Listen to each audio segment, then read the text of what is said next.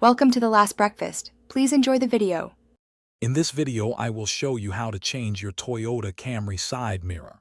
First, gather your tools, including a Phillips head screwdriver, a flathead screwdriver, and a trim removal tool. You'll also need your new replacement mirror. Always ensure your vehicle is turned off and the parking brake is set before starting any work. This ensures your safety throughout the process. Next, we'll remove the interior door panel. Use your trim removal tool to carefully pry off any plastic trim pieces covering screws or clips. Once the trim is off, disconnect any electrical connectors you find. Then, locate and remove all screws holding the door panel in place.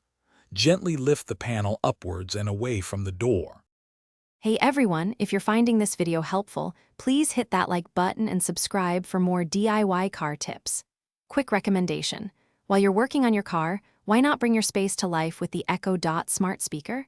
It's perfect for listening to music or podcasts in your garage. Check the description for the link and other great deals. Now let's get back to the video. Now, with the door panel removed, you can access the mirror's mounting points. First, unplug the electrical connector that powers the mirror's functions, like adjustment and heating. Then, you'll typically find 3 nuts or bolts securing the mirror assembly to the door frame. Use a socket wrench to remove these fasteners. Once they are loose, carefully pull the old mirror assembly straight out.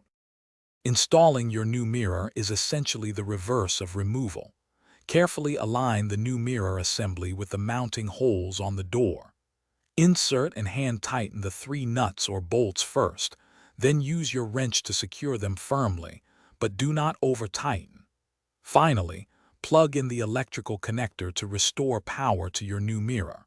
This ensures all functions work correctly. Thanks for watching.